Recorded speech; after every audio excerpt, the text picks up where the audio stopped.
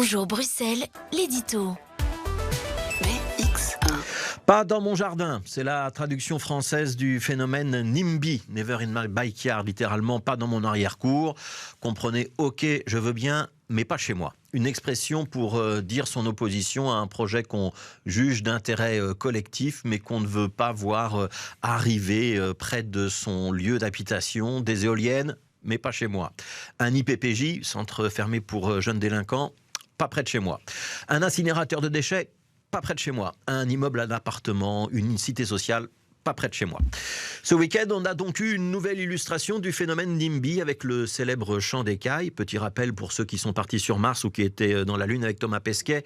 Le champ d'écailles, c'est ce terrain de Watermal-Boisfort qui est promis depuis longtemps à du logement, mais sur lequel se sont installées des activités d'agriculture urbaine, des potagers, un pâturage pour des moutons.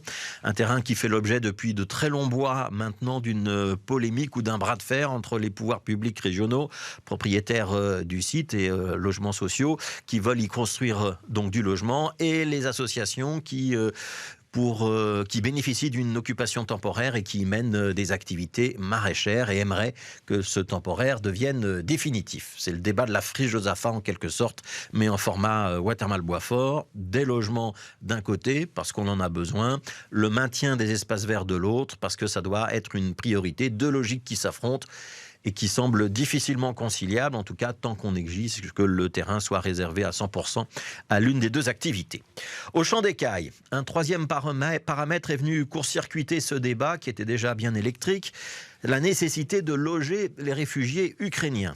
Ce terrain du champ d'écailles est en effet l'un de ceux qui a été retenu par la région pour installer les villages temporaires destinés à accueillir ces familles qui ont décidé de rester chez nous le temps que la guerre durera chez eux.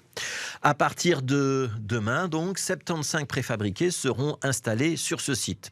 Et ce week-end, le collectif des Amis du Champ d'écailles s'est donc fendu d'un communiqué qui est une illustration assez parfaite du phénomène NIMBY. L'accueil des réfugiés ukrainiens est devenu un prétexte à la poursuite de projets immobiliers sur des sites naturels ou agricoles. Un passage en force pour gagner coûte que coûte ce dossier symbolique à des fins électoralistes.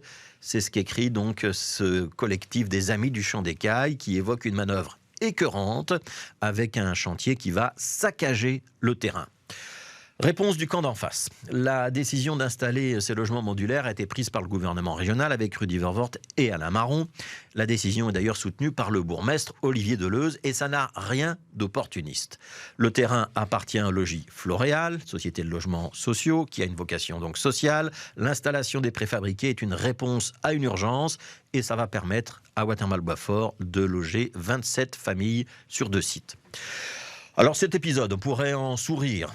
Je suis pour accueillir les réfugiés ukrainiens, mais pas chez moi. C'est un peu comme je ne suis pas raciste, mais je veux bien être solidaire, mais je ne veux pas qu'on touche à mon confort. Pas dans mon jardin, dans le langage de Watermal-Boisfort, pas dans mon potager. Avec une nuance supplémentaire, c'est que le potager ne m'appartient pas en réalité. On m'en a laissé l'usage parce que le terrain était vide en attendant des travaux, mais j'ai décidé de me l'approprier et je ne vous laisserai surtout pas que quelqu'un d'autre, ukrainien ou pas, y mette les pieds.